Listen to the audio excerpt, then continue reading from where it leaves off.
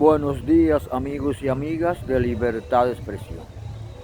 Murió el exfutbolista, el ex estrella del fútbol norteamericano O.J. Simpson. O.J. Simpson, que en 1994 fue acusado del asesinato de su esposa Nicole Brown y de su amigo Goldman, pero que el tribunal lo descargó. Le dio un no lugar, es decir, lo dejó en libertad, lo consideró no culpable del hecho y O.J. Simpson volvió a su casa.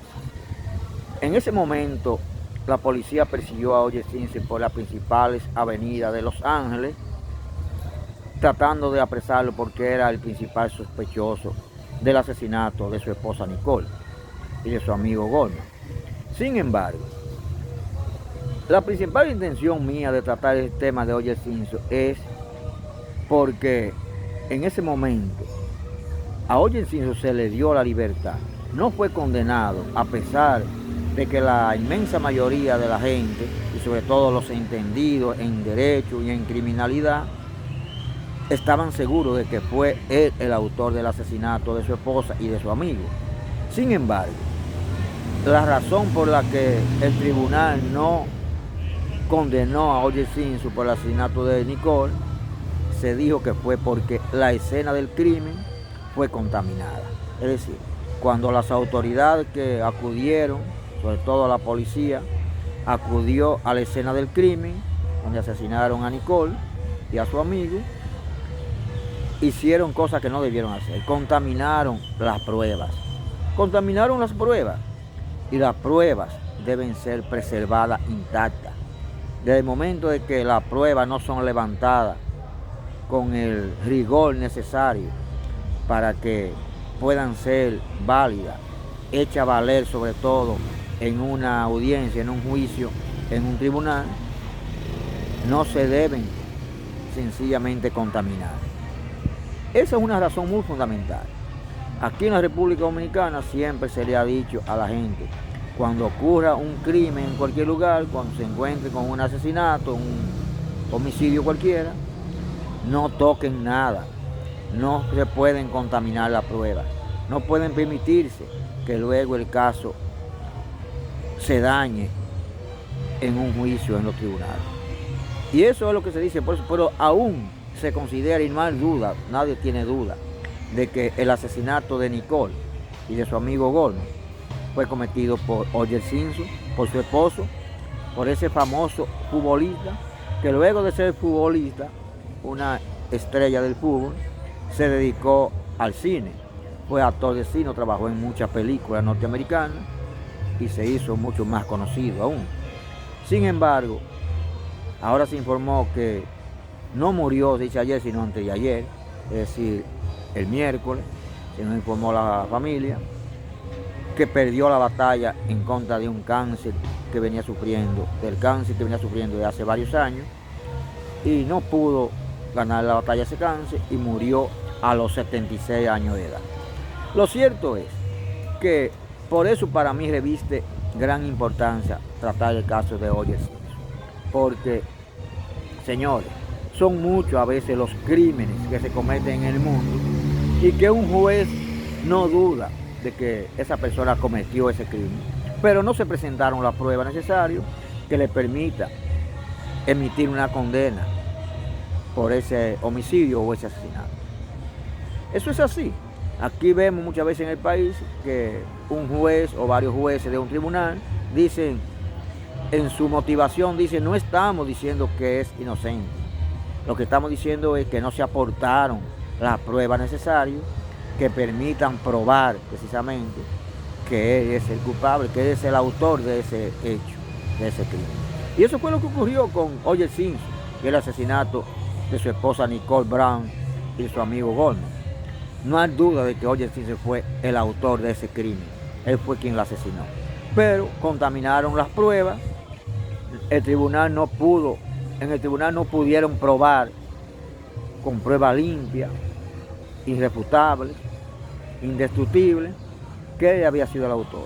Y por eso el tribunal no pudo condenarlo y lo dejó en libertad. Esa es la verdad. Y ahora él se llevó todos esos secretos a la tumba, muriendo el pasado miércoles a los 76 años de edad, se llevó todos los secretos de sus crímenes y otras cosas que pudo cometer contra su esposa Nicole a la tumba, porque nunca se le pudo probar su culpabilidad en ese asesinato. Esa es la verdad. Señores, en otro orden, se dio a conocer en el día de ayer que filtraron una carta que se le atribuye al senador Iván Lorenzo, vocero del Partido de la Liberación Dominicana, como que él le envió esa carta, dio a conocer esa carta en los Estados Unidos, acusando al gobierno del presidente Luis Abinader de violar los derechos humanos de los ciudadanos haitianos en el país. Eso es lo que se ha dicho. No sabemos si esa carta realmente la escribió y la puso en manos de los norteamericanos el vocero del PLD, Iván Lorenzo, porque en tiempo de campaña cada quien aprovecha sus espacios. El que esté en la oposición trata de sacar ventaja por un lado, quien está en el gobierno, en este caso el presidente Luis Abinader, y que además es el candidato a la reelección para las próximas elecciones del 19 de mayo, saca su propia ventaja. Entonces no sé si realmente esa carta, si fue cierta que se dio a conocer en Estados Unidos acusando al gobierno de violar los derechos de los haitianos en el país, si fue cierto que se dio a conocer y si fue cierto o no que la escribió el senador Iván Lorenzo, vocero del PLD. Lo cierto es que eso siempre ocurre en todas las campañas electorales. Cada quien aprovecha cualquier debilidad a su favor para sacar provecho político, para sacar ventaja política en campaña electoral, en busca de ganar las elecciones. Sin duda, eso ocurre en cada proceso electoral y lo hacen todos los partidos. Eso deberá ser un pleito entre el PLD y el PRM, que deberán ponerse claro si realmente Iván Lorenzo acusó al gobierno mediante una carta de violar los derechos de los haitianos en el país, o es simplemente asunto de campaña política. Esa es la realidad. En otro orden, el dinero de campaña precisamente. Se ha estado hablando mucho ahora del dinero de campaña. Primero la oposición, el PLD y la llamada Fuerza del Pueblo, acusando al gobierno de retener los recursos que le corresponden a los partidos para invertir en campaña.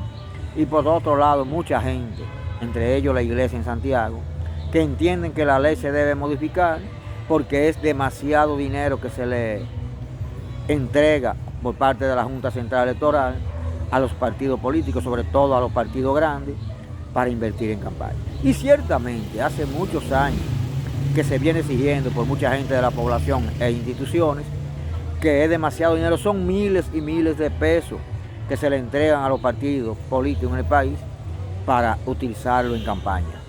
Pero a los partidos grandes como el Partido de la Liberación Dominicana, la Fuerza del Pueblo,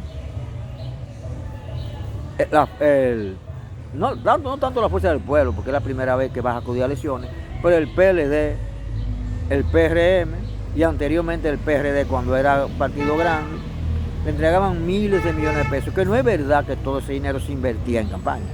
Siempre se ha acusado a mucho, y de eso se acusó mucho a Miguel Vargas en el PRD, de quedarse con la mayoría de ese dinero y amasar fortuna con el dinero del pueblo.